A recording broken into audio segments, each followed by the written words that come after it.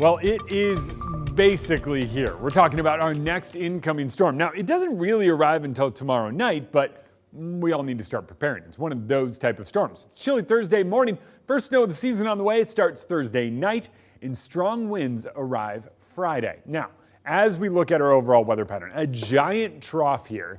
Eventually, our storm rides in, and as it does so, what happens is it starts with snow. That snow starts late Thursday night, but by the time we get to, say, the morning commute on Friday, zonal flow in the presence of what looks to be a very atmospheric river-like pattern changes snow over to rain. That is seriously going to be around 7:30 or 8 o'clock at the latest Friday morning. With that transition taking place, it is likely all of that snow melts rather quickly. So here we go. Break Thursday. Thursday morning starts out real cold.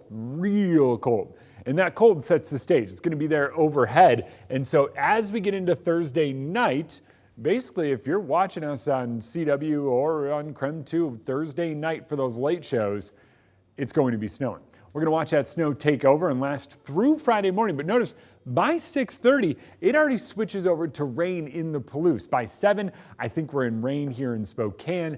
By 7:30 or 8, Coeur d'Alene. It happens that fast, that transition. Look what happens to the Cascades. Everywhere it is rain. It is rain on top of snow, and it is heavy rain moving in. So it first starts with snow. 1 to 2 inches, pretty widespread. Forecast models are starting to bump these up to 3-4-ish range. But with how warm it's been, how warm it's going to be, and what happens thereafter and when that transition takes place, there are a lot of wild cards here. We're going to stick with that 1 to 2 kind of range for now.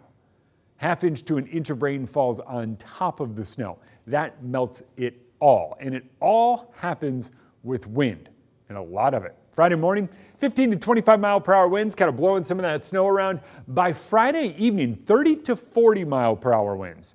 30 to 40 mile per hour winds turn into 40 to 50 mile per hour winds Friday night. The worst of it is basically overnight Friday into Saturday. By the time we get into Saturday, still looking at some very gusty winds, some very breezy conditions as this whole thing winds down and eventually exits the region. It is a very active weather pattern. Saturday, that chance of showers tapers off. Sunday, we kick those clocks back early in the day. And by next week, we're talking full-on winter.